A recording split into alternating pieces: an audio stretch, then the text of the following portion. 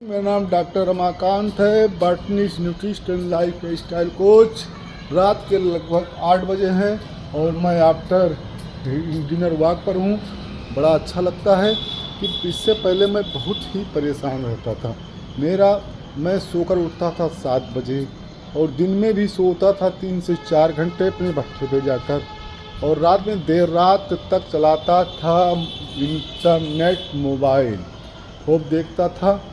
रात में नींद इतनी ख़राब होती थी, छींक जुकाम बना रहता था, हरदम थूकता था, कफ बनता था रात में, कई कप सिरप, बेंड्रिल और क्या नाम है, अजवाइन, हल्दी क्या क्या रख के सोता था कि कफ इतना बनता था कि रात में नींद नहीं आती थी।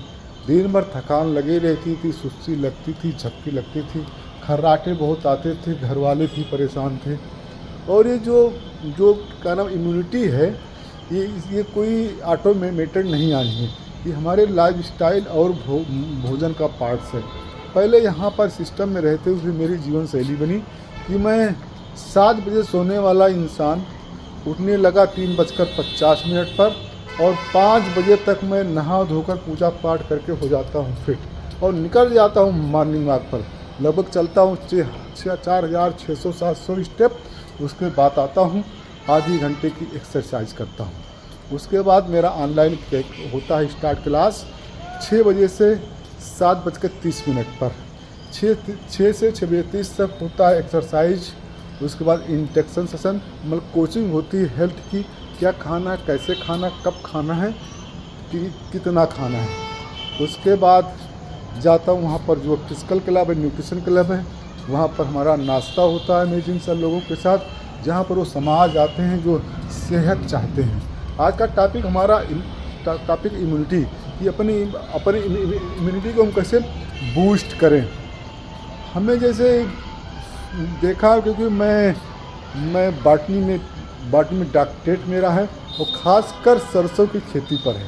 तो यहाँ पर सरसों की खेती में बात दाल की होती है। दाल की फसलों में जड़ों में बनता गुड बैक्टीरिया, जिसका नाम जो वेक्टर है, जो नाइट्रोजन फिक्सेशन का काम करता है। वो नाइट्रोजन बनाता है, इसलिए उसमें खाद डालने की आवश्यकता कम होती है। एक बार 1990 की बात है, मैं गया था कतरनिया घाट, जो नानपारा बहराइच के पास में। वहाँ पर देखा कि मगरमच्छ के बच्चे पाले जा रहे थे। तो मैंने अपने सर से पूछा, डॉक्टर जी.पी. तिवारी साहब से, इस सर ये मगरमच्छ के बच्चों को क्यों पालते हैं? उन्होंने कहा कि ये बच्चे वहाँ डाले जाएंगे जहाँ पर जानवर डाल दिए जाते हैं, लाशें डाल दी जाती हैं झीलों में, नदियों में। ये उन कचड़ों को खाते हैं और उनको साफ करके सफाई करते हैं। तो आज मैं समझ में आया कि हमारे बॉडी में भी ऐसे गुड बैक्टीरिया हो जाएं जो कचड़ों की सफाई करें। तो यहाँ पर भी बेसिलस ग्रुप के बैक्टीरिया हैं जो हमारे बॉडी में गुड बैक्टीरिया काम करते हैं और बैड बैक्टीरिया को मारते हैं। इसीलिए बेसिलस कोआगुलेंस ग्रुप का बैक्टीरिया है, जो सिस्टम में बताया जाता है कहाँ मिलता है। 1 बिलियन बैक्टीरिया यहाँ पर लेने की व्यवस्था बनाई जाती है। इस सिरका में मिलता है, सोया पनीर में मिलता है, पनीर में मिलता है, और अचार में मिलता है, आदि मिलता है, इडली में मिलता है। लेकिन वही चीज़ हम लोग इस्तेमाल करते हैं जिसमें कार्बोहाइड्रेट की मात्रा कम होती है।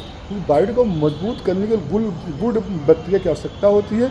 जब बॉडी में 85% गुड बैक्टीरिया होते हैं तो बॉडी की इम्यूनिटी पावर मजबूत होती है, जो मेरे साथ हुआ। आज मेरी इम्यूनिटी पावर अत्यंत ही मजबूत है, क्योंकि मेरी जीवन शैली सही है, मेरा भोजन सही है। तो आज का इम्यूनिटी पावर है कि हमें बैड बैक्टीरिया को मारने के लिए सेना चाहिए, जो मजबूत सेना हो गुड बैक्टीरिया की, जो हमारी इम्यूनिटी पावर को मजबूत करे।